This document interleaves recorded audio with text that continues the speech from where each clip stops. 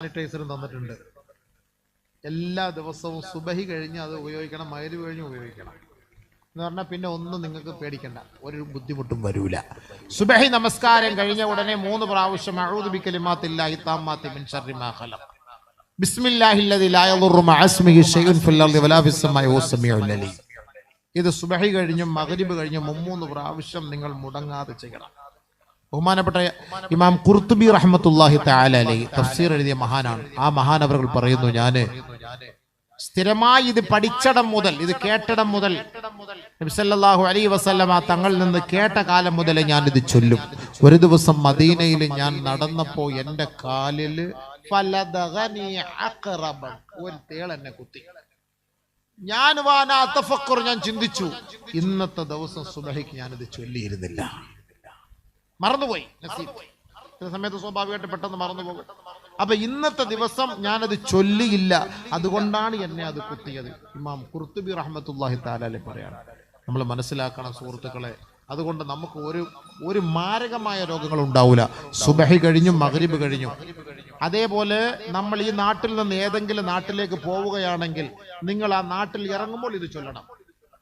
നബി സല്ലല്ലാഹു അലൈഹി വസല്ലം തങ്ങൾ പറഞ്ഞ വാക്കാണ്, ഇദാ നസല മൻസിലൻ ഫൽയഖുൽ അഊദു ബികലിമാത്തില്ലാഹി താമ്മാതി മിൻ ശർരി മാ ഖലഖ് ലം യദുറഹു ശൈഉൻ. ഏത് നാട്ടിലേക്ക് നിങ്ങൾ യാത്ര പോയാലും അവിടെ വെച്ച് നിങ്ങൾ അഊദു ബികലിമാത്തില്ലാഹി താമ്മാതി മിൻ ശർരി മാ ഖലഖ് ബിസ്മില്ലാഹില്ലദി ലാ യദുറു മഅ ഇസ്മിഹി ശൈഉൻ ഫിൽ അർളി വലാ ഫിസ് സമാഇ വഹുവ സമീഉൽ അലീം. ഇത് പറയുന്നുവോ ലം യദുറഹു ശൈഉൻ, അവനെ ആ നാട്ടിൽ നിന്നുള്ള രോഗം ബാധിക്കൂല. നബി തങ്ങൾ പറഞ്ഞ വാക്കാണ്. അതുകൊണ്ട് നമ്മൾ എവിടെ യാത്ര ചെയ്താലും, വള്ളത്തിൽ കയറാൻ പോയാലും, കടലിൽ പോയാലും, ഹോസ്പിറ്റലിൽ പോയാലും നമ്മൾ എപ്പോഴും ഈ ദിക്ർ നിങ്ങൾ പതിവാക്കണം. അഊദു ബികലിമാത്തില്ലാഹി താമ്മാതി ബിസ്മില്ലാഹില്ലദി ലാ യദുറു മഅ. സുബഹി കഴിഞ്ഞും മഗ്‌രിബ് കഴിഞ്ഞും 3 പ്രാവശ്യം പ്രത്യേകിച്ച്. അല്ലാഹു തആല എല്ലാ രോഗത്തിൽ നിന്നും, മാരക രോഗത്തിൽ നിന്നും അല്ലാഹു നമുക്ക് ശിഫാ നൽകട്ടെ. നബിയുനാ റസൂലുള്ളാഹി തങ്ങൾ പറഞ്ഞത് എന്താ? ഇദാ ഹസബഹു അംറുൻ ഫസിഅ ഇലസ്സലാ. നബിയുനാ റസൂലുള്ളാഹി തങ്ങൾക്കോ മദീനയിലോ ആ നാട്ടിലോ ഒരു പ്രശ്നം വന്നാൽ, ഒരു ബുദ്ധിമുട്ട് വന്നാൽ, ഒരു പ്രയാസം വന്നാൽ, ഒരു ദാരിദ്ര്യം വന്നാൽ, ഒരു മാരകമായ രോഗം വന്നാൽ, ഹബീബുനാ റസൂലുള്ളാഹി തങ്ങൾ മക്കളോട്, കുടുംബക്കാരോട്, നാട്ടുകാരോടും സഹാബത്തിനോടും പറയും, അമറഹും ബിസ്സലാ, അമറഹും ബിസ്സലാ, സല്ലൂ സല്ലൂ സല്ലൂ. ഇദാ അസാബത്തുഹും ഫാഖത്തുൻ, അവർക്ക് കഞ്ഞി കുടിക്കാൻ വഴിയില്ലാതെ വന്നാൽ, അവർക്ക് ഭക്ഷണം കിട്ടാതെ വന്നാൽ, അവർ ദാഹത്തിലും പരവേശത്തിലുമായി പോയാൽ അവരെല്ലാവരും നേരെ സഹാബാക്കളോട് പറയും, അമറഹും സല്ലൂ, നിങ്ങൾ നമസ്കരിക്കണേ, നമസ്കരിക്കണേ. നമസ്കാരത്തിലൂടെ ഏത് മാരക രോഗങ്ങളെയും അല്ലാഹു ഒഴിവാക്കി തരും, ഏത് കടങ്ങളും അല്ലാഹു വീട്ടിത്തരും, ഏത് ഇടങ്ങേറ് മുസീബത്തുകളും അല്ലാഹു ഉയർത്തിക്കളയും. അതുകൊണ്ട് അല്ലാഹുവിന്റെ റസൂല് പഠിപ്പിച്ചത്, ഏത് പ്രയാസങ്ങൾ വന്നാലും അമറഹും ബിസ്സലാ, നമസ്കരിക്കാനാണ് അല്ലാഹുവിന്റെ റസൂൽ സഹാബത്തിനെയും തന്റെ കുടുംബിനികളെയും കൽപ്പിച്ചത്. നമസ്കരിക്കും, നമസ്കരിക്കും, നമസ്കരിക്കും. ഇന്ന് നമ്മള് നിസ്കരിക്കാൻ വരരുത്, നിസ്കരിക്കാൻ വരരുത്, കൊറോണ കൊറോണ, നിസ്കരിക്കാൻ വരരുത്, corona go, corona go, go corona go, go corona. നിസ്കരിക്കാൻ വരരുതെന്നായി. അള്ളാഹുവിന്റെ റസൂൽ പറഞ്ഞ എന്താ? ഈ ഇടങ്ങേറ് വന്ന നിസ്കരിക്കണം. സൂര്യഗ്രഹണം സംഭവിച്ച നബി തങ്ങൾ പള്ളിയിൽ പോയിട്ട് സുജൂദിൽ കിടക്കും. അവിടെ ക്ലിയറായി മാറുന്നത് വരെ സുജൂദിൽ കിടക്കും. അങ്ങനെ ദുആ ചെയ്യും. എഴുന്നേൽക്കുമ്പോൾ റാഹത്തായി, ശാന്തിയായി. നമ്മൾ ഈ മുസീബത്ത് നമ്മുടെ നാട്ടിൽ ഇറങ്ങിയപ്പോൾ നമ്മളെല്ലാവരും വീട്ടിൽ മൊബൈൽ അളിയ എത്രയെന്ന് പറഞ്ഞ അളിയ ഇത് നോക്കുന്നത്, എന്തോ നോക്കി മടിപ്പിച്ച് അവസാനം മൊബൈൽ വേണ്ടെന്നായി. ജീവിതത്തിൽ ചക്ക തിന്നാത്തവൻ ചക്ക കൊണ്ട് ഫ്രൈ വരെ ഉണ്ടാക്കി ഈ ചക്ക അത് നമുക്ക് പാടില്ല. അതൊക്കെ പാണ്ടിക്കാരന്മാർ കൊണ്ടുപോട്ടെന്നുണ്ട്. അല്ലാഹു തആല ഇവനെ കൊണ്ട് തിരിച്ചു. ഉണക്കമീൻ കണ്ടാ ദേഷ്യം പിടുന്നവൻ ഉണക്കമീനിന് വേണ്ടി ദുആ ചെയ്യുവാനും തഹജ്ജുദിന് എഴുന്നേറ്റ്, അല്ലാഹു നാളെ 1 കിലോ ഉണക്കമീനെങ്കിലും കിട്ടണേ മടച്ചവനെ. ഉണക്കമീൻ ജീവിതത്തിൽ ഇഷ്ടമില്ലാത്തവൻ ആഗ്രഹിച്ചില്ലേ? ഉണക്കമീനിന് വേണ്ടി ആഗ്രഹിച്ചില്ലേ? സ്വന്തക്കാരെയും കുടുംബക്കാരനെയും കാണ്ട് ജീവിതത്തിൽ എപ്പോഴും വീട്ടിൽ വന്നിരുന്നാല് സ്വന്തക്കാരനും കുടുംബക്കാരനും ഒക്കെ വരുന്ന പണ്ടാരക്കാല ഉമ്മാർ എന്ന് ഇവിടെ തന്നെ വന്ന് ഇടങ്ങേറാണല്ലോ എന്ന് ഒരുത്തനും തിരിഞ്ഞു നോക്കാതെ വരുന്ന ആര്? ഭാര്യ അടക്കം. ഭാര്യ വേറെ റൂമിൽ, ഇയാൾ വേറെ റൂമില്ല. ഗൾഫിൽ നിന്ന് കഷ്ടപ്പെട്ട് പെട്ടിയായിട്ട് വരിക ഭർത്താവ്. ആ ഭർത്താവ് ഉണ്ടാക്കിയ വീട് വാതിലിൽ വന്നു നിൽക്കുന്നു. സുബൈദ ഗേറ്റ് തുറ. യോ കൊറോണ, ഗോ ഗോ, വരണ്ട, പൊയ്ക്കോളാൻ. സ്വന്തം ഭർത്താവ് ഉണ്ടാക്കിയ വീട്, ആ ഭാര്യയും മക്കളും സൂയിക്കാണ്. ഇയാള് അവിടുന്ന് വരികയാണ്, ആ വാതിൽ നിൽക്കുന്നു, തുറക്ക് സുബൈദ, ഗേറ്റ്. ഇക്ക, എന്റെ പൊന്നിക്ക, കേരളിക്ക, നിങ്ങൾ അവിടുന്ന് വന്നല്ലേ, അവിടുന്ന് എല്ലാം കൊറോണ ആയിട്ട് വന്നാൽ ദയവേദം അങ്ങ് പൊയ്ക്കോ ഇക്ക. നിങ്ങൾ എവിടെയെല്ലാം പോയി വെള്ളത്തിൽ കടന്നിട്ട് ഒരു മാസം കഴിഞ്ഞ് വന്നാൽ മതി, ഇൻഷാ അല്ലാഹ് മരിച്ചോ ഞാൻ മയ്യത്ത് നിസ്കരിച്ചോളാം, ഇക്ക അങ്ങ് പൊയ്ക്കോളൂ. പെട്ടിക്കകത്തിരിക്കുന്ന സ്വർണ്ണം നിനക്ക് 5 വളയും കൊണ്ട് അതവിടെ ഇട്ടാൽ 24 മണിക്കൂർ കഴിയുമ്പോൾ കൊറോണ മറിഞ്ഞ എടുത്തോളാം, ഇക്ക അങ്ങ് പൊയ്ക്കോ. ആ പെട്ടി അവിടെ ഇല്ല. വള നിനക്ക് 5 വളയുണ്ട്, കുലിസുണ്ട്, പാദസരുണ്ട്, അരിഞ്ഞാണമുണ്ട്, അരിക്കത്തി, വാല, ചിമിക്കി, ഇതെല്ലാം ഉണ്ട്. അതിനകത്ത് കൊറോണ അതിൽ പിടിക്കൂല, കൊറോണ സ്വർണ്ണത്തിൽ പിടിക്കൂല എന്ന് ശാസ്ത്രം പറഞ്ഞിട്ടുണ്ട്. ഇക്ക അതാ മതിലിന്റെ സൈഡിൽ വെച്ചിട്ട് ഇക്ക പോയിക്കോ, ഇക്ക പിള്ളേ വരല്ലേ പ്ലീസ്. ഒരു വാഴ്ച സ്വന്തം ഭർത്താവിനെ ഓടിച്ചുവിട്ടില്ലേ? നമ്മൾ കണ്ടതല്ലേ, ഇതൊക്കെ കണ്ടല്ലേ, ഞാൻ വെറുതെ പറയണോ? ഇല്ല ഉസ്താദേ, എന്താ ഒരു ഭാര്യയും ഭർത്താവും തമ്മിലുള്ള ബന്ധം? എന്ത് ബന്ധമായത്? എന്ത് സ്നേഹമായത്? ഇതായിരുന്നോ ഭർത്താവ്? എന്നാൽ എന്റെ മടിയിൽ കിടന്ന് നീ മരിച്ചു, അതാണ് എന്റെ ഇഷ്ടം. മരിച്ചാൽ നമുക്ക് രണ്ടുപേർക്കും മരിക്കാം, അതല്ലേ ചിന്തിക്കേണ്ടത്? അതല്ലേ ഒരു ഭാര്യ ഭർത്തൃ ബന്ധം? അതല്ലേ ചിന്തിക്കേണ്ടത്? എത്ര വലിയ മാരകമായ രോഗങ്ങളെല്ലാം ലോകത്തുണ്ടായിട്ടുണ്ട്. എല്ലാവരും വിട്ടിട്ട് പോയോ? ഈ സമയത്തല്ലേ ഒരു രോഗം വരുമ്പോഴല്ലേ നമ്മൾ നമ്മുടെ ഭർത്താവിനെ നമ്മൾ പരിചരിക്കേണ്ടത്? മഹതിയായ ആയിഷ റളിയല്ലാഹു തആല അൻഹ ഏറ്റവും വലിയ അനുഗ്രഹമായി പറഞ്ഞ ഒരു വാക്കെന്താണ് സഹോദരങ്ങളെ? ഇന്ന മിൻ നിഅമില്ലാഹി അലയ്യ അന്ന നബിയ സല്ലല്ലാഹു അലൈഹി വസല്ലം തൂഫിയ ഫീ ബൈതി وبين سحري ونحري وجعل ريقي وريقي. മഹദിയായ ആയിഷ റളിയല്ലാഹു തആല അൻഹ പറയുകയാ, അല്ലാഹു എനിക്ക് ചെയ്ത അനുഗ്രഹങ്ങളിൽ ഏറ്റവും വലിയ അനുഗ്രഹം ഏതെന്ന് പറയട്ടെയോ? ആദരവായ ഹബീബായ ഷഫീആയ റസൂലുള്ളാഹി സ്വല്ലല്ലാഹു അലൈഹി വസല്ലം തങ്ങൾ വഫാത്തായത് എൻ്റെ നെഞ്ചിൽ കിടന്നിട്ടാണ്. മാത്രമല്ല എൻ്റെ ഉമിനീരും എൻ്റെ തുപ്പുനീരും നബി സല്ലല്ലാഹു അലൈഹി വസല്ലമ തങ്ങളുടെ ഉമിനീരും അല്ലാഹു ഒരുമിപ്പിച്ച് യോജിപ്പിച്ചത് എനിക്ക് അല്ലാഹു ചെയ്ത അനുഗ്രഹങ്ങളിൽ ഏറ്റവും വലിയ അനുഗ്രഹമാണ്. കൊറോണയുടെ സമയത്ത് നമ്മളെങ്ങാണ് ഒന്ന് തുമ്മിയാൽ, ഭർത്താവിന്റെ മുന്നിൽ ഭാര്യ തുമ്മിയാൽ, ഭാര്യയുടെ മുന്നിൽ ഭർത്താവ് തുമ്മിയാൽ, ഈ പറയുമ്പം സെക്സാന്ന് പറയരുത്. ഗവൺമെന്റ് പറഞ്ഞ് നിങ്ങൾ ശാരീരികമായി ബന്ധപ്പെടണം, പക്ഷെ ചുണ്ട് തമ്മി ഉമ്മ വയ്ക്കാൻ പാടില്ല. മാസ്ക് വെച്ചിട്ട് ബന്ധപ്പെടുന്നത് എന്തൊരു പരിപാടിയാണ് പറഞ്ഞ കേട്ടായിരുന്നു നിങ്ങൾ? അങ്ങനെ പറഞ്ഞ ചിലപ്പോൾ അതിപ്പോ പറയുമ്പോൾ ആൾക്കാർ അങ്ങനെ തെറ്റിദ്ധരിക്കും. ആ പ്രത്യേക എംബ്ലം തന്നെ വെച്ചു, ശാരീരികമായി ബന്ധപ്പെടുമ്പോൾ ചുണ്ടും സ്പർശിക്കാൻ പാടില്ല ഭാര്യയും ഭർത്താവും. ഇടയ്ക്ക് ഒരു ഇരുമ്പ് കഷ്ണം എടുത്ത് വെക്കണം. അത് ചൂടാക്കി വെച്ചാൽ ഏറ്റവും നല്ലതായിരുന്നു. പിന്നെ ഒരിക്കലും ചുംബിക്കണ്ടായിരുന്നല്ലോ. എന്താ തുപ്പല് ഉമിനീര് തമ്മിൽ അങ്ങോട്ട് കൊറോണ അതിൽ കൂടെ കയറി ഇതിൽ കൂടെ ഇങ്ങനെ വരുമെന്ന് പറഞ്ഞു. വേറെ ഒന്നും വരില്ല. അപ്പോ നിബിധങ്ങൾ പറഞ്ഞ എന്താ? അപ്പൊ ഈ കൊറോണയുടെ സമയത്ത് ഈ കുട്ടികളൊക്കെ പ്രസവിക്കുമ്പോൾ തൊട്ടുകൊടുക്കലില്ല. എന്താ സംഭവം എന്ന് ചോദിച്ചപ്പം കൊറോണ. ഉസ്താദിന് തൊട്ടുകൊടുത്ത ഉസ്താദിന്റെ കൊറോണ അങ്ങനെ എന്റെ കുഞ്ഞിക്ക് പിടിച്ചാല് കൊറോണ മോളെന്ന് പേര് വരില്ലേ? ഇനി തൊട്ടുകൊടുക്കൽ പരിപാടിയെ ഇല്ലാതായിപ്പോയി. കൊറോണ ഇപ്പോഴും കൊടുക്കുന്നില്ല. ഞാൻ ഈ അടുത്ത സമയത്ത് ഒരു വീട്ടിൽ ഞാൻ പോയി, കുട്ടിക്കാരാ തൊട്ടൊന്നും കൊടുത്തില്ല, പാങ്ക് വിളിച്ചതേ ഉള്ളൂ, പിന്നെ സംസം വെള്ളം ഇച്ചിരി കൊടുത്തു. അത് ഈ തൊട്ട് കൊടുക്കാൻ കൊറോണ അല്ലേ, ഇപ്പൊ അങ്ങനെ കൊടുക്കാൻ പാടുണ്ടോന്ന്? എങ്ങനെയുണ്ട്? ആ സുന്നത്ത് പോയില്ലേ? നമ്മൾ ചിന്തിച്ചു നോക്കി. ഇങ്ങനെയാണോ നമ്മളിങ്ങനെയാണ് ധരിക്കുന്നത്? ഈ കൊറോണ എന്ന് പറഞ്ഞ സംഭവം എന്നറിയോ? നമ്മളെ നശിപ്പിക്കാൻ വേണ്ടി, നമ്മളെ കൊല്ലാൻ വേണ്ടിയുള്ള ഒരു പരിപാടിയാണിത്. ചുമ്മാ വെറുതെ പോയിട്ടൊന്ന് പരിശോധിച്ചിട്ട് കൊറോണ എന്ന് പറഞ്ഞാൽ പെട്ടെന്ന് അറ്റാക്ക് വന്ന് മരിച്ചു. എത്ര പേര് അറ്റാക്ക് വന്ന് മരിച്ചു? ടാന്ന് മലന്നടിച്ച് അവിടെ പോയി പോസിറ്റീവാന്ന് പറയുമ്പോൾ ഇതാ കിടക്കുന്നു. മനുഷ്യനെ പേടിപ്പിച്ച് കൊല്ലാൻ കണ്ടതാണ്. ലണ്ടൻ ഈ കൊറോണ സമയത്ത് ലണ്ടനിൽ ഒരു അവിടുത്തെ യൂണിവേഴ്സിറ്റിയിൽ പിന്നെ ഫുഡിൽ എന്തോ ചെറിയ പോയിസൺ ഉണ്ടായെന്ന് പറഞ്ഞു. ഒരു കുട്ടിയെ ഹോസ്പിറ്റലിലൂടെ വയറിന് എന്തോ വേദന.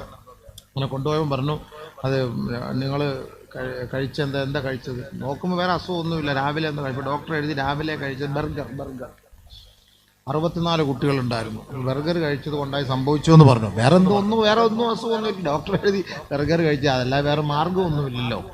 കുട്ടി ICUവിൽ കിടക്കുകയാണ്. അപ്പൊ അതുവരെയ്ക്കും ബാക്കിയുള്ള കുട്ടികൾക്കൊന്നും ഒരു പ്രശ്നമില്ല, ഒന്നുമില്ല, ഒരു കുഴപ്പമില്ല. ഉച്ചവരെയായിട്ട് കുഴപ്പമില്ല. ഉച്ചയായപ്പോൾ ആരോ പറഞ്ഞു, ആ കുട്ടി സുഖമില്ലാതായത് ബർഗർ കഴിച്ചിട്ടാണ്. രാവിലത്തെ ഇവിടുത്തെ നാസ്ത ബർഗർ ആയിരുന്നു. ഈ 64 കുട്ടികൾ ഛർദ്ദിക്കാൻ തുടങ്ങി. അതിലെ 4 കുട്ടികൾ അറ്റാക്ക് വന്നു വീണു. യഥാർത്ഥത്തിൽ അങ്ങനെ ഇല്ല, ഒരു കുഴപ്പമില്ല. എന്നാൽ അതിൽ നിന്ന് 1-2 കുട്ടികൾ വീട്ടിലേക്ക് പോയിരുന്നു. അവർക്ക് ഒരു പ്രശ്നമില്ല, കാരണം അറിഞ്ഞിട്ടില്ല ഇങ്ങനെ ഈ ബർഗറിൽ നിന്നാണ് നിങ്ങൾക്ക് രോഗം വന്നതെന്നും അതുകൊണ്ടാണ് ആ കുട്ടി അറ്റാക്ക് വന്നതെന്നും അതുകൊണ്ടാണ് ആ കുട്ടി ICUവിൽ കിടന്നതെന്നും അതുകൊണ്ടാണ് ഇവർ മരിച്ചതെന്നും അതുകൊണ്ടാണ് ഇവർ ഛർദ്ദിച്ചതെന്നും ഇതൊക്കെ അറിഞ്ഞപ്പോഴത്തേക്കാണ് ബാക്കിയുള്ളവർക്ക് പ്രശ്നമായത്. അതുവരെയ്ക്കും ആർക്കും ഒന്നും അറിഞ്ഞില്ലായിരുന്നു. ഇതൊരു ഹിക്മത്താണ്. ഇപ്പൊ കൊറോണ നമ്മൾ അറിഞ്ഞപ്പോ എത്ര പേര് അറ്റാക്ക് വന്നത്, എത്ര പേര് ആത്മഹത്യ ചെയ്തു. മണ്ടന്മാരെ, എന്നാ കൊറോണ വന്ന് നീ അങ്ങനെ ചാവ്, നീ ആത്മഹത്യ ചെയ്യാതെ. എത്ര പേര് ആത്മഹത്യ ചെയ്തു കൊറോണ എന്ന് പറഞ്ഞ് പേടിച്ചിട്ട്. ബഹുമാനമുള്ള സഹോദരങ്ങളെ, ഇതെല്ലാം നമ്മളെ ഇടങ്ങാറാക്കാൻ വേണ്ടിയുള്ള പരിപാടിയാണ്. ഒരു പറ്റം കോർപ്പറേറ്റുകളുടെ ഒരു പരിപാടികളാണ് ഇതെല്ലാം. ഇതിപ്പോൾ എത്ര വിറ്റു, ആർക്കും വേണ്ട സംഭവിച്ചാൽ മാസ്ക് എത്ര വിറ്റു, എത്ര പേര് അതിൻ്റെ കച്ചവടം നടത്തി, എത്ര പേരാ നമ്മളത് സൂക്ഷിച്ച് മേടിച്ച് വെച്ചിരുന്നത്. നമ്മൾ തമ്മിലുള്ള ബന്ധങ്ങൾ തകർന്നു പോയി. ഭാര്യ ഭർത്താക്കന്മാർ തമ്മിലുള്ള ബന്ധങ്ങൾ, മാതാപിതാക്കളും മക്കളും തമ്മിലുള്ള ബന്ധങ്ങൾ. എത്ര മയ്യത്തുകളാണ് കുളിപ്പിക്കാൻ പറ്റാതെ, എത്ര മയ്യത്തുകളാണ് നമസ്കരിപ്പിക്കാൻ പറ്റാതെ അടക്കം ചെയ്തത് എന്നാലോചിച്ച് നോക്കി. എത്ര മയ്യത്തുകളാണ്. മനുഷ്യന്റെ അവസ്ഥ ഇതാണ്. സ്വന്തം കൈ കൊണ്ടുപോലും തൊടാനോ എടുക്കാനോ പറ്റാത്തത്. ഇന്നും നിങ്ങൾ തിരുവനന്തപുരത്ത് വരീൻ, 64 കൊറോണ മയ്യത്ത് സ്വന്തം കൈ കൊണ്ട് കുളിപ്പിച്ചിട്ട് ഈ തിരുവനന്തപുരത്ത് പലർക്കും കൊറോണ വന്നിട്ടുണ്ട്. വരാത്ത ഒരാളിനെ ഞാൻ കാണിച്ചു തരാം. തിരുവനന്തപുരത്ത് ഞാൻ ജോലി ചെയ്യുന്ന പള്ളിയിൽ 64 കൊറോണ മയ്യത്ത് അയാൾ സ്വന്തമായിട്ട് കുളിപ്പിച്ചു. അയാൾ കയ്യിലൊന്നും സിനാപ്പി ഒന്നും ഇട്ടിട്ടൊന്നുമില്ല, കുളിപ്പിച്ചു. നമുക്ക് ആ പേടിയാ, പാമ്പ് കടിച്ചാൽ ചാവൂല. പാമ്പ് കടിച്ചു നമ്മളങ്ങനെ അറിഞ്ഞാൽ പോയി സംഭവത്തായി. നമ്മളെ കടിച്ച് ചിലപ്പോൾ നമ്മളിങ്ങനെ പോകുമ്പോ എന്തെങ്കിലും എന്തോ ഒന്ന് കടിച്ചു, എന്തോ ഒന്ന് കടിച്ചു. പാമ്പാ കടിച്ചത് സംഭവം, മൂർഖനായിരിക്കും കടിച്ചത്. അറിയാതെ വീട്ടിൽ പോയി നോക്കുമ്പോൾ ചെറുതായിട്ട് ചോര വരുന്നു, എന്തോ ഒന്ന് കടിച്ചാൽ. ഇപ്പൊ വീട്ടിൽ ഉമ്മ പറയും അത് വല്ല എലിയോ അല്ലെങ്കിൽ മുള്ളു വല്ലതും കൊണ്ടതായിരിക്കും. എന്നാ റാഹത്തായിട്ട് മിണ്ടാണ്ടിരിക്കും. വേണ്ട എവനെങ്കിലും വന്ന് ആ പള്ളിയുടെ പരിസരം തന്നു, അവിടെ ഒരു മൂർഖനെ ഞാൻ ഇന്നലെ കണ്ട്, അതായിരിക്കും സംഭവം, എന്നെ കടിക്കാം. തീർന്ന അയാളുടെ വഴി അപ്പളെ തീർന്നു. പിന്നെ അടുത്ത കവർ വെട്ടിയാണ്. ഇതാണ് മനുഷ്യൻ ടെൻഷൻ എന്ന് പറയുന്നത്. അതുകൊണ്ടാണ് രോഗം വരുമ്പോൾ ഡോക്ടർ നേരിട്ട് ബൈസ്റ്റാൻഡിനെ വിളിക്കുന്നത്. രോഗിയോട് പറയൂല, ബൈസ്റ്റാൻഡിനെ വിളിച്ചിട്ട് പറയും ആ മുഴുവൻ പാവം ക്യാൻസർ ആയിപ്പോയി, നിങ്ങൾ ഇനി ആരെങ്കിലൊക്കെ അറിയിക്കണം, അത് ആവശ്യമുള്ളതെല്ലാം കൊടുത്തോളി, അങ്ങനെ അങ്ങ് പോട്ടെ. അദ്ദേഹത്തെ വിളിച്ച് ചോദിച്ചാൽ എന്താ പറഞ്ഞത്? ഇല്ല, അസുഖമൊന്നുമില്ല, ഇഷ്ടമുള്ള ഭക്ഷണം കഴിച്ച് റെസ്റ്റ് എടുക്കാനാണ് വീട്ടിൽ പറഞ്ഞത്. അൽഹംദുലില്ലാഹ്. അയാള് പിന്നെയും 10 വർഷം ജീവിക്കും. എനിക്കറിയാവുന്ന എത്ര സംഭവങ്ങളുണ്ട്. 10 വർഷം പിന്നെയും ജീവിക്കും. അതുകൊണ്ട് ബഹുമാനമുള്ള സഹോദരങ്ങളെ, നമുക്ക് ഒരു മനക്കരുത്തി എപ്പോഴും നമുക്ക് വേണം. നമ്മൾ എപ്പോഴും അള്ളാഹുവിലേക്ക്, നമ്മൾ എന്ത് പ്രശ്നം വന്നാലും നബിതങ്ങൾ നിസ്കരിച്ച് സുജൂദ് ചെയ്ത് ദുആ ചെയ്ത് നമുക്കതിന് പരിഹാരമില്ലേ? നമുക്ക് പരിഹാരമില്ലേ? നമ്മൾ ദുആ ചെയ്തുകൂടെ? ദുആ ചെയ്ത് നമുക്ക് പരിഹരിക്കാമല്ലോ. ഇത് ഇന്നുകളിലല്ലല്ലോ ഈ മുസീബത്തിൽ ഇറങ്ങാൻ തുടങ്ങിയത്.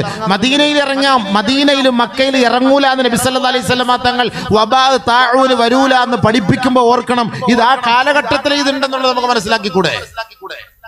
അതുകൊണ്ടല്ലേ നമ്മൾ ദുആ ചെയ്യുമ്പോൾ ദുആയിൽ തന്നെ മിനൽ വബാഇ വത്താഊനി എന്നൊക്കെ പണ്ട് മഹാന്മാരൊക്കെ ദുആ ഉണ്ടാക്കി വെച്ചത് എന്താ? ഇങ്ങനെയൊക്കെ ഉള്ള സംഭവം പണ്ടേ ഉണ്ടായിരുന്നു. ഇന്നും നമ്മൾ അത് ഓതി ദുആ ചെയ്യുന്നു,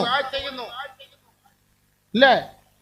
നമ്മൾ ദുആ ചെയ്തു മിനൽ വബാഇ വത്താഊൻ എന്നൊക്കെ നമ്മൾ ദുആ ചെയ്യുമ്പോൾ നബി സല്ലല്ലാഹു അലൈഹി വസല്ലമ തങ്ങൾ പറഞ്ഞു, നിങ്ങൾ ചെയ്യേണ്ട ബാധ്യത എന്താണ്? നമ്മൾ ചെയ്യേണ്ട ബാധ്യത എന്താ? നമസ്കാരം കഴിഞ്ഞ് നമ്മൾ അല്ലാഹുവിനോട് ചോദിക്കേണ്ടത് നമ്മൾ ചോദിച്ചിട്ടില്ല. കേട്ടോ ഹദീസ്.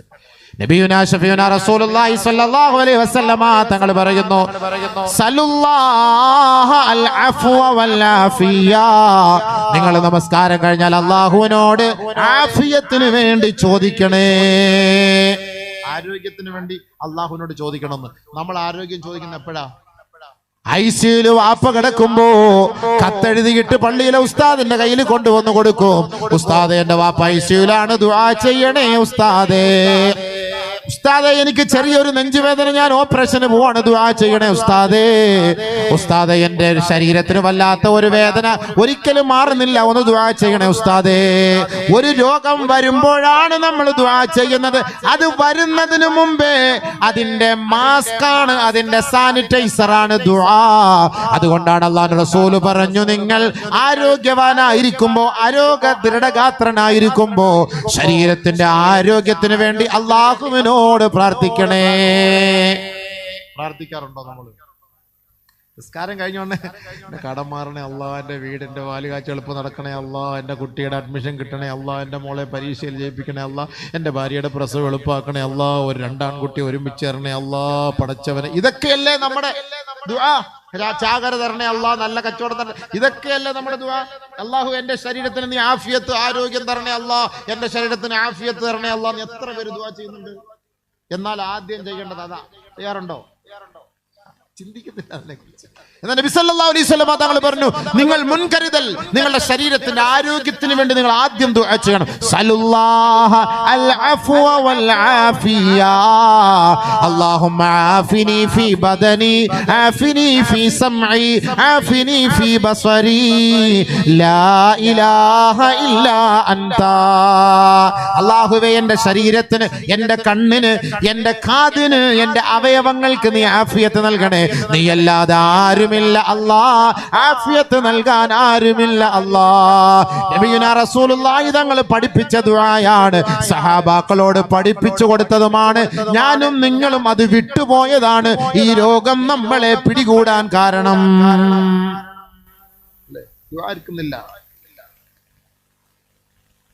പക്ഷെ നമ്മൾ നിസ്കാരത്തിൽ അല്ലാഹു തആല അത് ചേർക്കുന്നുണ്ട്. നമ്മൾ നിസ്കാരത്തിൽ നമ്മൾ ദുആ ചെയ്യുമ്പോൾ അത് സ്വാഭാവികമായിട്ട് അങ്ങനെ ചെയ്തു പോകുന്നുണ്ട്. പക്ഷെ അതിനെ കൊണ്ട് ഗൗരവം അറിയുന്നില്ല. റബ്ബി ഗുഫ്ർലി വർഹംനി വജ്ബുർനി വർഫഅനി വർസുഖ്നി വഹ്ദിനി വആഫിനി. എനിക്ക് ആഫിയത്താണ്. നിസ്കരിച്ചിട്ട് വേണ്ട ആഫിയത്തിന് ചോദിക്കാൻ. നിസ്കാരമില്ലാത്തവൻ എപ്പോഴാണ് ഇത് ചോദിക്കുക? നിസ്കാരത്തിൽ വേണ്ട ഇത് ചോദിക്കാൻ. നിസ്കാരത്തിൽ ചോദിക്കുമ്പോൾ അള്ളാഹുവായിട്ടുള്ള മുനാജാത്താണ്. ആഫിയത്ത് എന്നാ ചോദിക്കുന്നത്. അല്ലാതെ ആംബുലൻസിൽ കയറ്റിക്കൊണ്ട് പോകുമ്പോഴല്ല ആഫിയത്ത് ചോദിക്കേണ്ടത്. ഈ ആരോഗ്യം ഉള്ളപ്പോൾ ഈ ആഫിയത്ത് നിലനിർത്താൻ ദുആ ചെയ്യണം പടച്ചവനോട്. സുബഹി നിസ്കരിച്ചിട്ട് തഹജ്ജുദ് നിസ്കരിച്ചിട്ട് ദുആ ചെയ്യണം. അതല്ലാതെ ഹൈവേ റോഡിൽ കൂടെ താഹക്ക് എവിടെ പോവാ? മിണ്ടല്ലോ, ഇപ്പൊ മിണ്ടാൻ പാടില്ല. ഡോക്ടർ പറഞ്ഞു 6 മണിക്കൂർ കഴിഞ്ഞ് മിണ്ടാവുന്ന പറഞ്ഞത്. ഇത് തന്നെ ഇയാളുടെ പരിപാടി. രാവിലെ ഇതിലെ കൂടെ പോകുന്ന കാണാം. 3 ദിവസം കഴിഞ്ഞ ആളെ കാണുന്നില്ല. ഒക്കെ നമ്മളിൽ അദ്ദേഹം എന്ത് ചെയ്യും? അദ്ദേഹത്തിന് ഇതിലെ കൂടെ ഇങ്ങനെ പോകുന്ന കൈയൊക്കെ വീട്ടി. ഈ അറിഞ്ഞില്ല നീ സംഭവം. അല്ലെ രാവിലെ മീൻ വണ്ടി തട്ടി ആൾ മരിച്ചു പോയെന്ന്. പാവം. കുറച്ച് നാളിലൂടെ ജീവിക്കാൻ വേണ്ടിയിട്ടായിരുന്നു ഇയാൾ ഇങ്ങനെ ഓടിയത്. കഷ്ടം. എന്താ ഓട്ടം ഓടിയത്. കുറച്ചാളുടെ ഓടാൻ ജീവിക്കാൻ വേണ്ടിയിട്ട് ഓടിയതാണ്. കുറച്ച് അവസാനം എന്താ സംഭവിച്ചത്? പത്രം വന്നു, പ്രഭാത സവാരിക്കിടെ വണ്ടി തട്ടി മരിച്ചു സൈനുദ്ദീൻ, 69 വയസ്സാ കിടക്കുന്നു. സംഭവം ശരിയല്ലേ? അവിടെ ഇച്ചിരി ഒഴിഞ്ഞ സ്ഥലത്തിലൊക്കെ പോയിട്ട് നിങ്ങൾ നടക്കുമ്പോൾ രാവിലെ മീൻ കച്ചവടക്കാരന്മാരെ മീൻ കൃത്യസമയത്ത് കൊണ്ട് എത്തിക്കാൻ വേണ്ടി അവൻ സക്രാത്ത് ഹാലിലാണ് ഓടുന്നത്. ജിബിരിയിൽ പോലും ഇങ്ങനെ ഓടൂല. അപ്പൊ അതിനനുസരിച്ചുള്ള പോക്കില് നമ്മളെങ്ങാനും ഇവങ്ങ എക്സർസൈസ് ചെയ്യാൻ പോകുന്ന ആളാണെന്നും പറഞ്ഞിട്ടൊന്നും കാര്യമില്ല. കിബില തെറ്റിയായിരിക്കും, പിന്നെ എവിടെങ്കിലും ഒക്കെ ആയിരിക്കും പോയി കിടക്കുക. അപ്പൊ അതുകൊണ്ട് മിണ്ടാതെ നിങ്ങൾ കടപ്പുറത്ത് പോയിട്ട് ഓടി. രാവിലെ കുറച്ച് ഏറ്റവും നല്ലത് രാവിലെ വീട്ടിൽ നിന്ന് ഒളിവെടുത്തിട്ട് സുബൈക്ക് നടന്ന് പള്ളിയിലേക്ക് പോകാം. ബെസ്റ്റ്.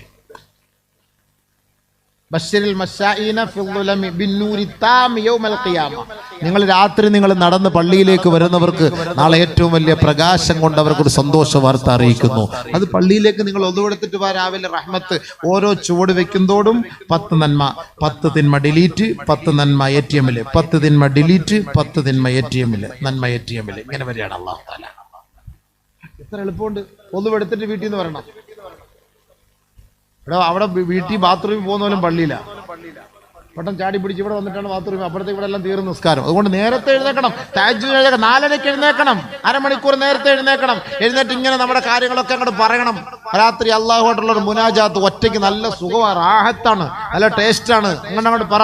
ആഫിയത്തോണ്ട് ദുആ ചെയ്യ്. പൊട്ടിക്കര സുജൂദിൽ കിടക്ക്. 2 റക്അത്ത് ആജിദ് സ്കെച്ചിൽ പറ. നീ ആഫിയത്ത് തരണേ, നെഞ്ചുവേദന മാറ്റി തരണേ, മുട്ടുവേദന മാറ്റി തരണേ അല്ലാ, നടുവേദന മാറ്റി തരണേ അല്ലാ. പൊട്ടിക്കരഞ്ഞൊന്ന് പറഞ്ഞു നോക്ക്. യാ അയ്യുഹല്ലദീന ആമനു ഇസ്തഈനൂ ബിസ്സബ്രി ഇന്നല്ലാഹ മഅസ്സാബിരീൻ. സത്യവിശ്വാസികളെ, നിങ്ങൾ അല്ലാഹുവിനോട് നമസ്കാരത്തിലൂടെ ക്ഷമയോടുകൂടി അല്ലാഹുവിനോട് നിങ്ങൾ സഹായം തേടണേ. തീർച്ചയായും ക്ഷമ അവലംബിക്കുന്നവനോടൊപ്പമാണ് അല്ലാഹു റബ്ബുൽ ഇസ്സത്ത്. അതുകൊണ്ട് തീർച്ചയായും നിങ്ങളുടെ ആരോഗ്യം അവൻ ഏറ്റെടുക്കുന്നവനാണ്. അതുകൊണ്ട് നിങ്ങൾ അല്ലാഹുവിനോട് നമസ്കാരത്തിലൂടെ സഹായം തേടണേ. പരിശുദ്ധ ഖുർആൻ. അതുകൊണ്ടാണ് ഹബീബായ റസൂലുള്ളാഹി തങ്ങൾക്ക് വല്ല ബുദ്ധിമുട്ടുകളോ പ്രയാസങ്ങളോ ദാരിദ്ര്യങ്ങളോ കടങ്ങളോ നേരിട്ടാൽ അല്ലാഹുവിന്റെ റസൂല് നേരെ നമസ്കാരത്തിലേക്ക് പ്രവേശിക്കുമത്രേ.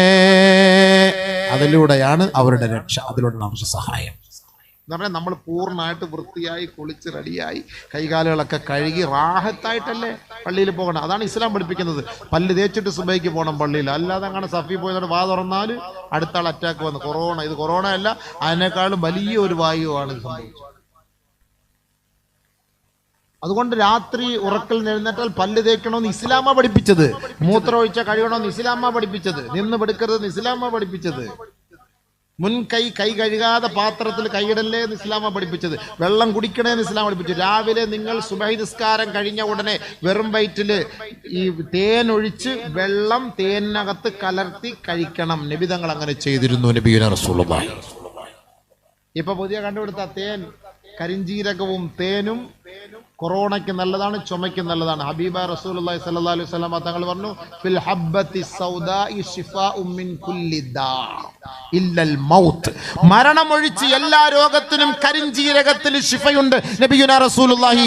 ഇപ്പൊ ശാസ്ത്രം കണ്ടുപിടിച്ചു കരിഞ്ജീരകത്തിൽ എല്ലാ രോഗത്തിനും ശിഫയുണ്ട്.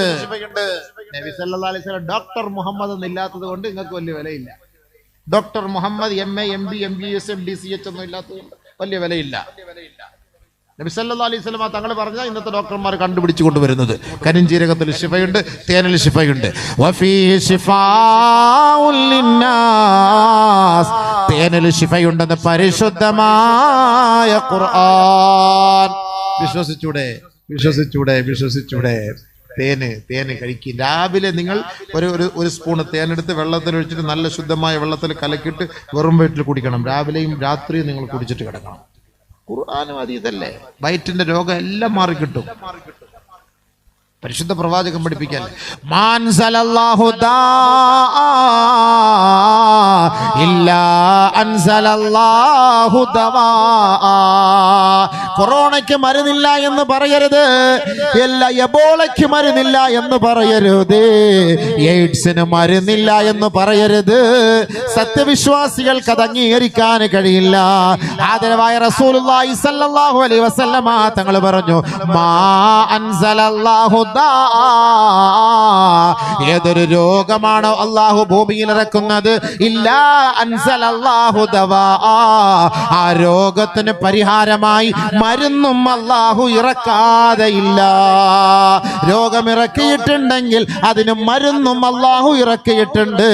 ഇത് നബിയുനാ ഷഫീഉനാ റസൂലുള്ളാഹി തങ്ങളുടെ വാക്കാണ്. രോഗത്തിന് കൊറോണയ്ക്ക് മരുന്നില്ലായിരുന്നെങ്കിൽ നമ്മളെല്ലാം അടിച്ചു പോകും. ഇതിപ്പോൾ കൊറോണ വന്ന ഭൂരിഭാഗം പേര് ഇവിടെ ഇരിക്കുന്നവർ കൊറോണ വന്നവരായിരിക്കും. കൊറോണയ്ക്ക് മരുന്നില്ല, നിങ്ങൾ രക്ഷപ്പെടില്ലായിരുന്നെങ്കിൽ ഇപ്പോൾ ഇവിടെ ഇരിക്കുമോ? ഇപ്പോൾ നിങ്ങൾക്ക് വേണ്ടി ദുആ ഇറക്കേണ്ടി വന്നേനെ. മഗ്ഫിറത്ത് അല്ലാഹുവേ, ആ കൊറോണ പിടിച്ച് മരിച്ച ഞങ്ങളുടെ പുറക്കാട്ടുകാർക്കെല്ലാം നീ ഓർത്തു കൊടുക്കണേ ദുആ ഇരുന്നേ. ഇവിടെ മതപ്രസംഗം നടക്കൂല, കാരണം പ്രസംഗിക്കാൻ കേൾക്കാൻ ആളില്ലല്ലോ. ഷിയാക്കന്മാർ മരിച്ചു പോയി എത്രയോ പേര്. അള്ളാഹു എല്ലാവർക്കും പുറത്തു കൊടുക്കട്ടെ. എല്ലാവർക്കും മഗ്ഫിറത്തും റഹ്മത്തും കൊടുത്ത് അള്ളാഹുവിന്റെ ഖബർ സന്തോഷം കൊടുത്ത ഒരു ശുഹദാക്കളുടെ പട്ടികയിൽ അള്ളാഹു തആല വരെ ഉയർപ്പെടുത്തുമാർ. ശുഹദാക്കളുടെ നമ്മുടെയൊക്കെ സുഹൃത്തുക്കൾ, ഉസ്താദ്മാർ, വലിയ വലിയ മഹാന്മാർ, പണ്ഡിതന്മാരെല്ലാം മരണപ്പെട്ടു. ശുഹദാക്കളുടെ പട്ടികയിൽ അള്ളാഹു. കാരണം വബാഹ് താഊന് വന്ന് മരണപ്പെട്ടാൽ അവർക്ക് ഷഹീദിന്റെ കൂലിയാണെന്നാണ്. പേടിക്കേണ്ട കാര്യമില്ല, ഷഹീദിന്റെ കൂലിയാണ്. എനിക്ക് തോന്നുന്നു അതുകൊണ്ട് ആരെയും കുളിപ്പിക്കേണ്ടത്. ഷഹീദിങ്ങളെ കുളിപ്പിക്കേണ്ട കാര്യമില്ലല്ലോ, ശുഹദാക്കളെ കുളിപ്പിക്കേണ്ടല്ലോ. അത് ഒരു ഹിക്മത്താണ്. ശുഹദാക്കളെ കുളിപ്പിക്കേണ്ട കാര്യമില്ല, നേരെ കൊണ്ടങ്ങ് അടക്കിയാൽ മതി. അപ്പൊ ഇവർ വബാഹ് താഊന് വന്ന് മരണപ്പെട്ട ഒരു ഷഹീദാണ്. അപ്പൊ അങ്ങനത്തെ അവസ്ഥയിൽ ഇവരെയും കൊണ്ടുപോയി അടക്കി. മയ്യത്ത് നിസ്കാരം വേണം. നമുക്കും അവർക്ക് നിസ്കരിപ്പിക്കാൻ പറ്റില്ല. ദൂരമൊക്കെ എത്ര ആംബുലൻസിനെ മയ്യത്ത് നിസ്കരിപ്പിച്ചെന്നറിയാമോ? നമ്മള് ആംബുലൻസ് അവിടെ കൊണ്ട് നിർത്തും, അങ്ങോട്ട് നോക്കി അല്ലാഹു അക്ബർ. ആംബുലൻസിന് എത്ര മയ്യത്ത് നിസ്കരിക്കപ്പെട്ട ആംബുലൻസ് അതിലേക്കൂടെ പോകുന്നത്. കാരണം എങ്ങനെ തൊടാൻ സമ്മതിക്കണ്ട പയ്യന്മാർ, തൊടാനും സമ്മതിക്കില്ലൊന്നുമില്ല. 2 ചാക്ക് ബ്ലീച്ചിങ് പൗഡറിൽ ഇടുന്ന ഒരു മയ്യത്തിന്റെ മുകളിൽ. കഷ്ടം, പാവം.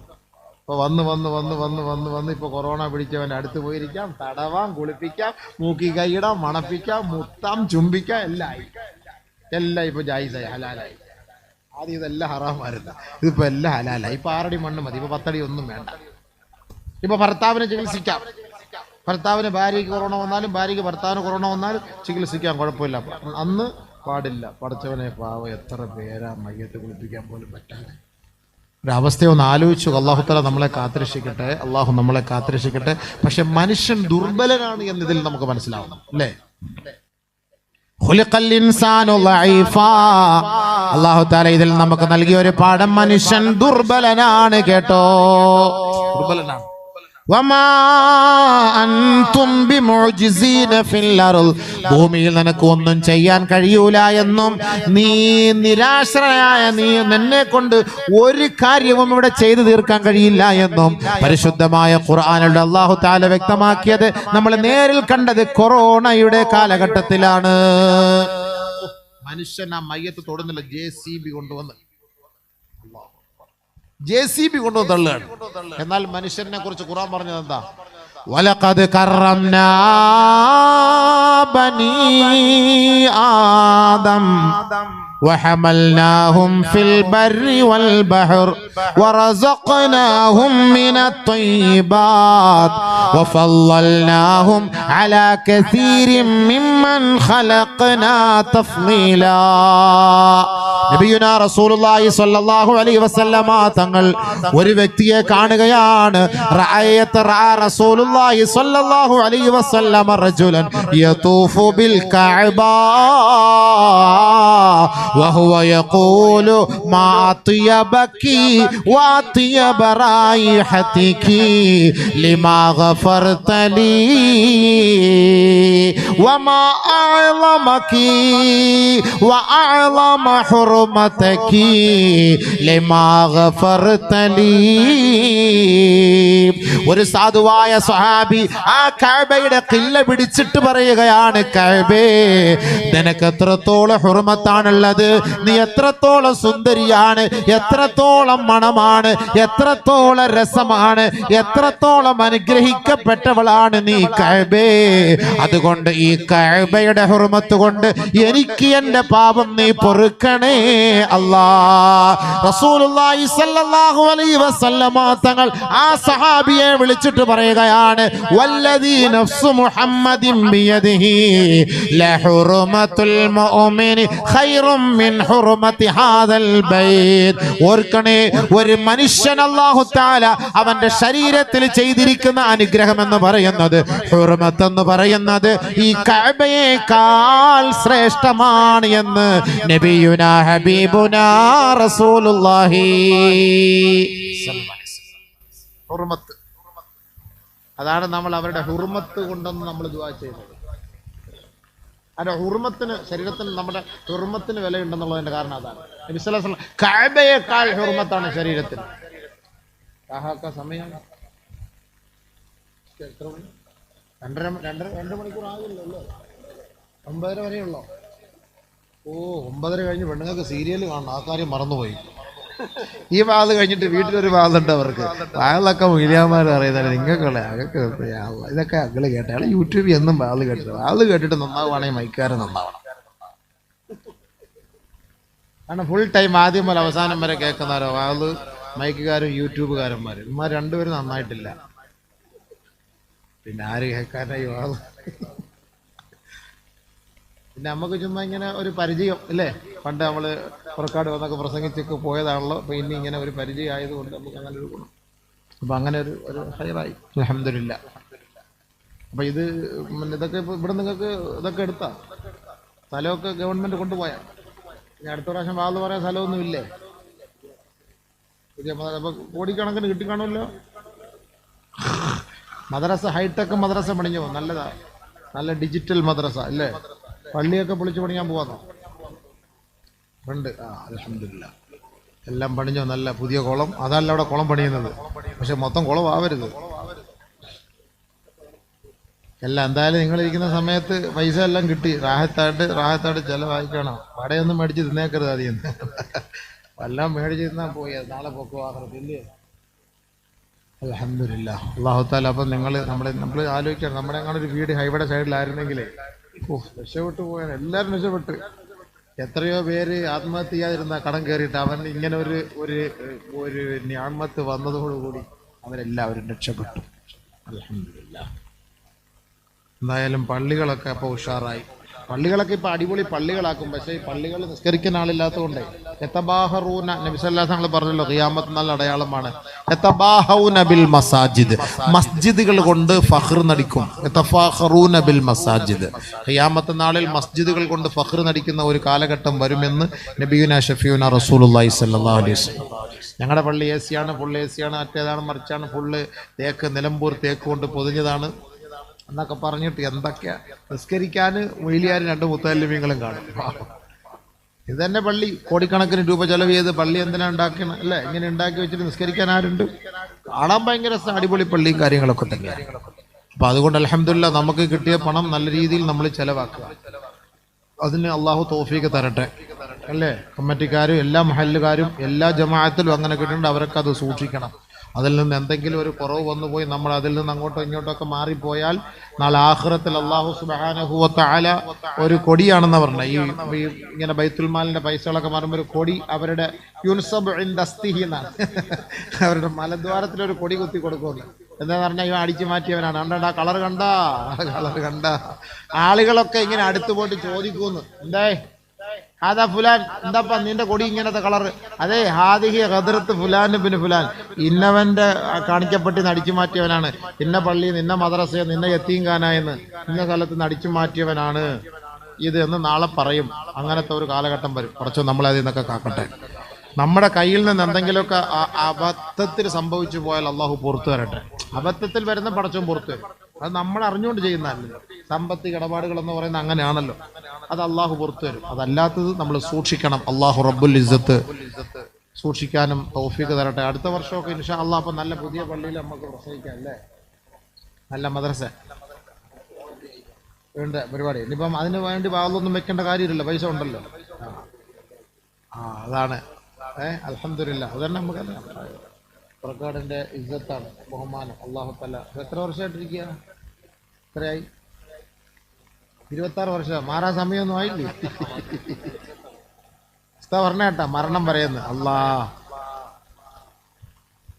അൽഹംദുലില്ലാഹ്. അല്ലാഹു തആല ആഫിയത്തും ദീർഘായുസ്സും ഒക്കെ നൽകട്ടെ. നമ്മളെ പണ്ട് പോലെ വിളിക്കുന്നവരാണ്. നമ്മുടെ സെക്രട്ടറിയുടെ പേര് മറന്നുപോയല്ലോ, ബഷീർ സാഹിബ്. എപ്പോഴും ഓർമ്മ വരുന്നില്ല. അതാണ് നിങ്ങൾ ഇടയ്ക്കിടയ്ക്ക് എന്നെ വിളിക്കാത്തത് കൊണ്ടാണ്. മറ്റേ താഹായൊക്കെ എപ്പോഴും വിളിക്കുന്നത് കൊണ്ടാണ് നമുക്ക് ആ ഒരു ഓർമ്മ. ഈ പ്രാവശ്യം വിളിച്ചത് ബഷീർ. പക്ഷേ എന്നാലും ശബ്ദത്തിൽ ഒരേപോലെ രണ്ടുപേരും. ലിംഗസമത്വം തോന്നുന്നത്. എന്തായാലും അൽഹംദുലില്ലാഹ് അല്ലാഹു തആല നമ്മുടെ ഈ ജമാഅത്തുകാർക്കും ജമാഅത്ത് ഭാരവാഹികൾക്കും കമ്മിറ്റി അംഗങ്ങൾക്കും അല്ലാഹു തആല എല്ലാ ഖൈറുകളും ബർക്കത്തുകളും ചൊരിഞ്ഞു കൊടുക്കുമാറാകട്ടെ. നാട്ടുകാർക്കും നല്ലവരായ നാട്ടുകാർക്കും ഒരുപാട് നന്മകൾ ചെയ്യുവാനും നമ്മുടെ ഈ പള്ളിയിൽ നിൽക്കുന്നിടത്തോളം കാലം ഖിദ്മത്ത് ചെയ്യുന്നിടത്തോളം അല്ലാഹു സുബ്ഹാനഹു വ തആല ഒരുപാട് നന്മകൾ ചെയ്ത് ഈ നാടിന്റെ ഒരു മാതൃക ജനങ്ങളായി പുരുഷന്മാരായി അല്ലാഹു തആല അനുഗ്രഹിക്കുമാറാകട്ടെ. ബക്കറ്റ് വരുമൊന്നുമില്ലല്ലോ അല്ലേ? ഇനിയിപ്പോൾ ദ്വാരക്കട്ട നമുക്ക് ഇനി ബാക്കിയൊക്കെ അടുത്ത സെക്രട്ടറി ദ്വാരക്കാൻ ലിസ്റ്റുകളുണ്ടല്ലോ.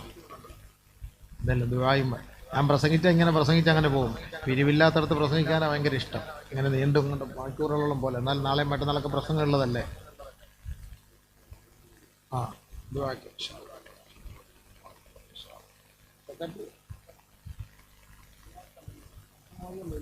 ബാക്കി നമുക്ക് ഇനി അടുത്ത പ്രാവശ്യം കുഴപ്പമൊന്നുമില്ലല്ലോ. അൽഹംദുലില്ലാഹ്. എൻ്റെ മകൻ്റെ മദ്യപാനം നിർത്തി അള്ളാഹു നിബാത്ത് ജീവിക്കാൻ തോന്നുക. നല്ലൊരു ഉമ്മ. എന്തൊരു വലിയൊരു ദുആയ. ഇന്നത്തെ ഈ കാലം വളരെ മോശമാണ്. ഇപ്പോൾ എവിടെ നോക്കിയാൽ നമ്മൾ വാങ്ങുന്ന ബന്നിനകത്ത് ഈ ലഹരി, ബന്നിൽ നമ്മൾ വാങ്ങി തിന്നുന്ന കേക്കിനകത്ത് ലഹരി, എല്ലാം എവിടെ നോക്കിയാലും. അതിനെക്കുറിച്ച് ഒന്ന് പറയണമെന്നും ആഗ്രഹം ഉണ്ടായിരുന്നു ഹദീസുകൾ. പക്ഷെ ഇത് കുടിക്കുന്നവരും തിന്നുന്നവരും വരുന്നില്ലല്ലോ അത് കേൾക്കാൻ. പിന്നെ ആരോടാ ഇത് പറയുക? ഇത് നമ്മുടെ കുട്ടികൾ മദ്രസകളും മസ്ജിദുകളിലും ഇന്ന് എവിടെ നോക്കിയാലും ഈ അല്ലാഹു അക്ബർ, ഇതെന്തോ ഒരു ഫർള് ഐൻ പോലെ ആയിരിക്കാൻ ഈ പറയുന്ന ലഹരി എന്ന് പറയുന്നത്. എവിടെ ഈ ലഹരിയായി. എൻ്റെ ഒരു കുടുംബക്കാരൻ തിരുവനന്തപുരത്ത് പഠിക്കുന്നുണ്ടായിരുന്നു. അവൻ പറയാണ് അവൻ്റെ റൂമിൽ 4 പേരുണ്ട്. 3 പേരും ഈ ലഹരി ഉപയോഗിക്കുന്നവരാണ്. ഇവൻ കൂട്ടത്തിൽ 2 മുസ്ലിമും ഉണ്ട്. കാക്കായും ഉപയോഗിക്കും. ഇവ മാത്രം മാറിയിരിക്കും. ഇങ്ങനെ ഇരുന്ന് ഊതി ഇങ്ങനെ വലിക്കുമെന്ന്. അല്ലാഹു അക്ബർ. അപ്പോൾ ഞാൻ ചോദിച്ചു, ഒരു പഠിക്കാനൊക്കെ ബുദ്ധിയൊക്കെ ഉണ്ട്. സംഭവം ഈ പരിപാടി ഇതിങ്ങനെ വലിച്ചുകൊണ്ടേയിരിക്കും. അങ്ങനത്തെ ഒരു സാഹചര്യമാണ്. അല്ലാഹു തആല കാത്തുരക്ഷിക്കട്ടെ. നമ്മുടെ മക്കളെ അല്ലാഹു കാത്തുരക്ഷിക്കട്ടെ. ഇൻഷാ അല്ലാഹ് അതിനെതിരെ ഒരു പ്രസംഗം അത് മാത്രം നടത്തണം, ലഹരിയെക്കുറിച്ച്. കാരണം നമ്മൾ മരിച്ചു പോയാൽ അവർക്ക് സ്വർഗ്ഗമില്ല. അല്ലാഹു കാത്തുരക്ഷിക്കട്ടെ. എത്രത്തോളം എന്ന് വെച്ചാൽ ഒരു മദ്യപിച്ച് മരണപ്പെടുന്ന ഒരു വ്യക്തിയെ മയ്യത്ത് ഖബറിലടക്കിയാൽ നമ്മുടെ പള്ളി മുഅ്മിനീങ്ങളുടെ ഖബർസ്ഥാനിലാണ് അവരുടെ മയ്യത്ത് അടക്കുന്നതെങ്കിൽ അടുത്ത് കിടക്കുന്ന മയ്യത്തിന് പോലും അതിന്റെ ശിക്ഷയുടെ പ്രകമ്പനം ഉണ്ടാകുമെന്ന് നബിയുനാ റസൂലുള്ളാഹി. പിന്നെ ഹദീസ് ഉണ്ട്, ഇപ്പൊ അത് പറയാനുള്ള സമയം. അതുകൊണ്ട് നബി സല്ലല്ലാഹു അലൈഹി വസല്ലം തങ്ങൾ ഒരു കാര്യം പറഞ്ഞു, ഇദ്ഫനു മൗതാകും വസത ഖൗമിൻ സ്വാലിഹീൻ വജന്നിബുഹു ജാറസു. നിങ്ങളുടെ മയ്യത്ത് സ്വാലിഹീങ്ങളുടെ ഖബർസ്ഥാനിൽ അടക്കം ചെയ്യണം. സ്വാലിഹീങ്ങൾ അടക്കം ചെയ്യപ്പെട്ടിരിക്കുന്നിടത്ത് നമ്മുടെ മയ്യത്ത് അടക്കണം. അവരുടെ ബർക്കത്ത് കൊണ്ട് നമ്മുടെ ഖബറിലെ ശിക്ഷകൾ ഇളവ് ചെയ്യപ്പെടും. അഹങ്കാരികൾ, തെമ്മാടികൾ, മദ്യപാനികൾ അടക്കം ചെയ്യപ്പെടുന്നത് അവിടെ നിന്ന് നിങ്ങൾ ഒഴിവാക്കണം, മാറ്റി അടക്കണം. അങ്ങനെയാണ് ക്രിസ്ത്യാനികൾക്ക് ഈ തെമ്മാടിക്കുഴി എന്ന് പറഞ്ഞിട്ടുണ്ട്. അവരെയൊക്കെ മാറ്റിക്കൊണ്ടടക്കും. നമ്മളെങ്ങാണ് അങ്ങനെ മാറ്റി അടക്കാൻ പറ്റുമോ? കമ്മിറ്റിക്കാരൊക്കെ ഇപ്പൊ താഹായിക്കൊക്കെ ഹൗലി, പുതിയ ഹൗലി കൊണ്ടിടും. ഒന്നും നോക്കൂല. ഇവിടെ ഒന്നും അതങ്ങനെ പറ്റൂല. ഇവരെയൊക്കെ മാറ്റി വേറെ പള്ളിയിൽ വേറെ സ്ഥലത്ത് കൊണ്ട് നടക്കാന്ന് പറഞ്ഞാൽ നമ്മുടെ അവരുടെ നടക്കൂല. പിന്നെ നമ്മളൊരു ഉത്ബോധനം അവർക്ക് കൊടുക്കുക, മക്കളെ മരിച്ചുപോയാൽ സ്വർഗം കിട്ടൂല, അത് കബറിൽ കിടക്കുന്ന ബാക്കിയുള്ളവർ കൂടെ ശിക്ഷയുണ്ടാകും, അതുകൊണ്ട് നിങ്ങളത് സൂക്ഷിക്കണം, അത് ഇതിൽ നിന്ന് ഒഴിവാകണമെന്ന് മക്കളെ മെല്ലെ മെല്ലെ ഉപദേശിക്കാൻ വേണ്ടി പരിശ്രമിക്കണം. പിന്നെ ദുആയും ചെയ്യണം. ആ ഉമ്മാടെ ആഗ്രഹം അള്ളാഹു നിറവേറ്റി കൊടുക്കട്ടെ.